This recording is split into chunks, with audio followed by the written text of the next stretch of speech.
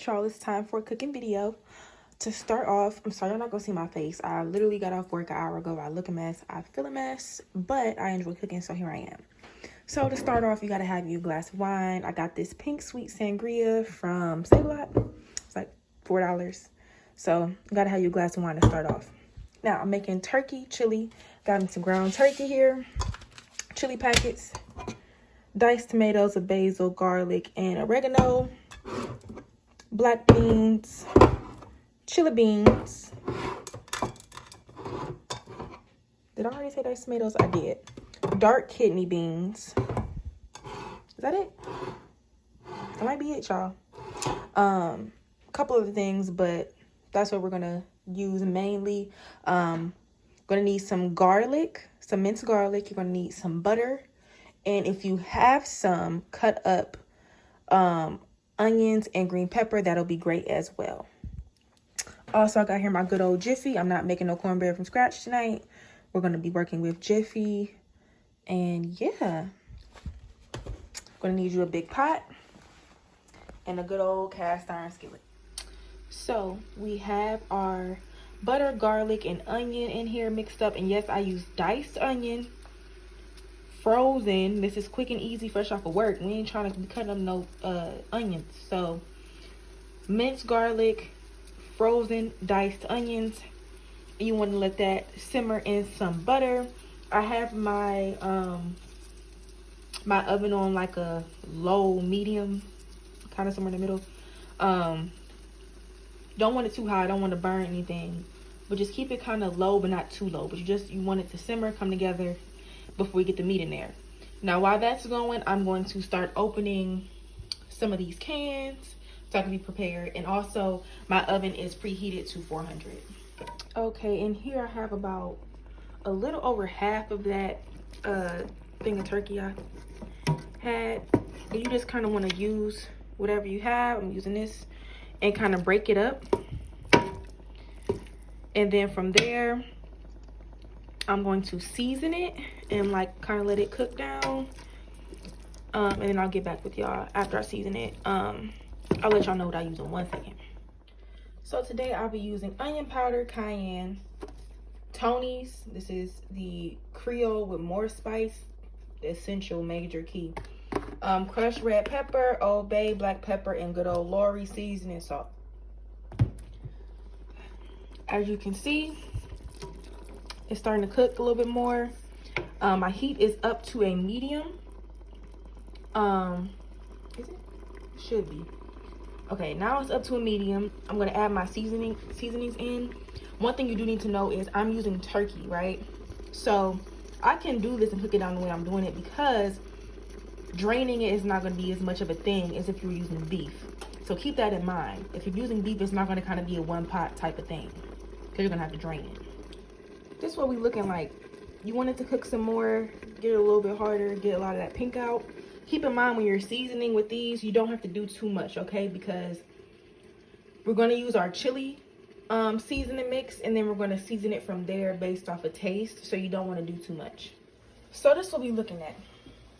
I have the meat up high, but I just turned it down, so it'll probably stop sizzling that hard in a second. But we got 3 of the diced tomatoes open, and we have 2 of each, right? So we have chili beans, black beans, and red kidney beans. But you notice that one is kind of drained of the juice. So I'm going to start with these and keep going. And that'll give me kind of a better measurement of what if I need to drain juice out of more of them or things like that. So I kind of do it as I go, and I'll update you guys in a second. All right, so far I have all the cans in there besides the drained beans, okay? Also keep in mind that this is kind of up to preference, you know what I'm saying? I personally love beans in my chili, like a lot. You don't got to use that much. You don't. I will.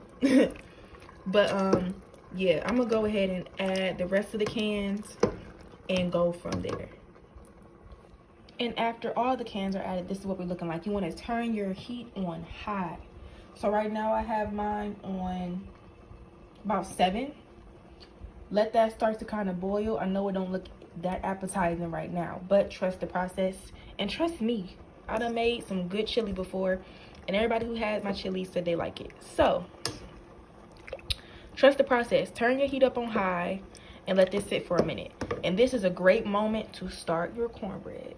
As y'all know, it comes with directions. I'm literally following these exact directions.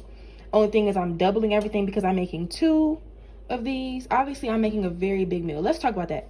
I'm making a very big pot of chili.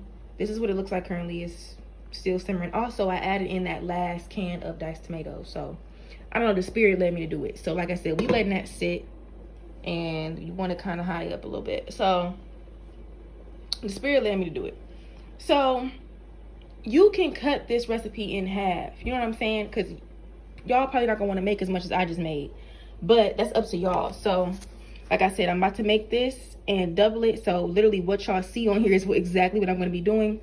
Putting the contents in there, the eggs and the milk, mixing it up.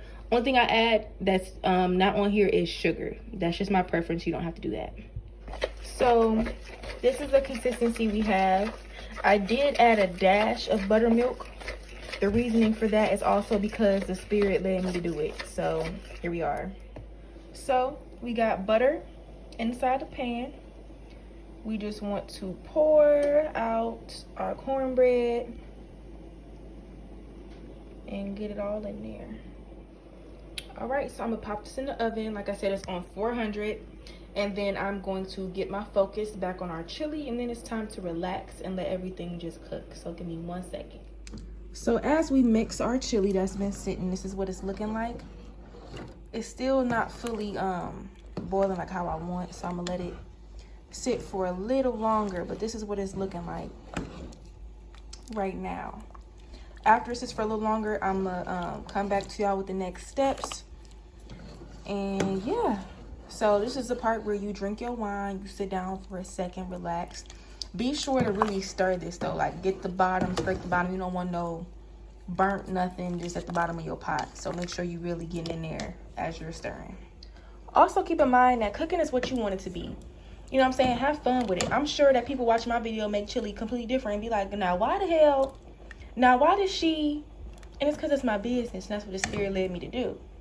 But it's for your taste buds, you know what I'm saying? You can change this, you can make it however you want because it's literally for you. Have fun with it, add whatever you want to add, and do what you want to do because, period. Yeah, we got that boil coming, period.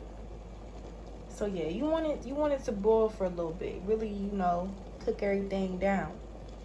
All right, this is where we turn the heat down to about a soft medium. And that's where we get serious now.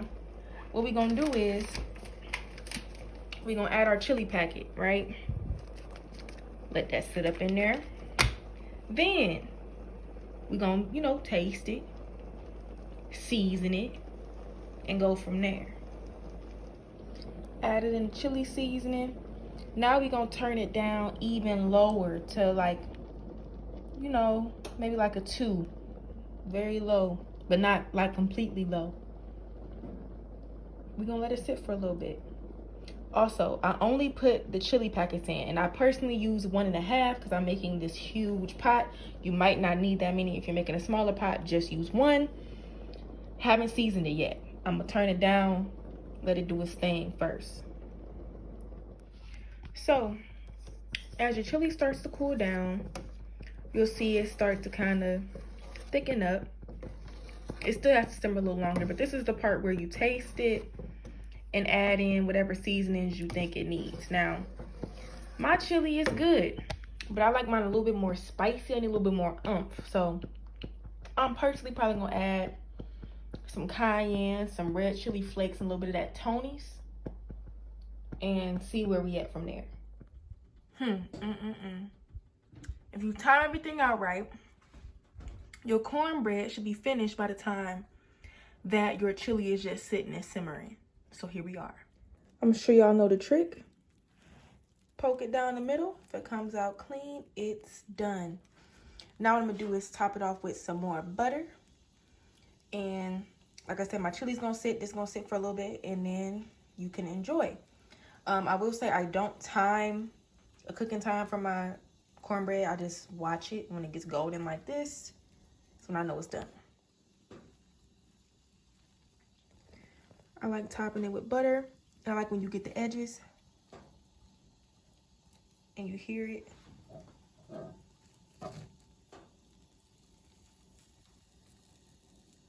Kind of start to sizzle.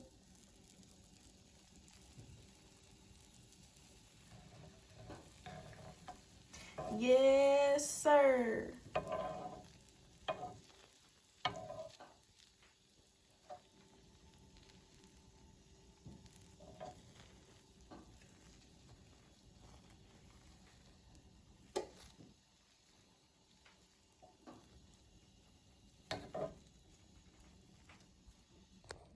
So now it's completely off.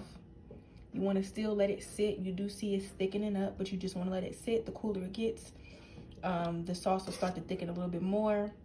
So still let it sit. Let your cornbread sit. It's obviously still hot, so give it a second. And then it'll be ready to go.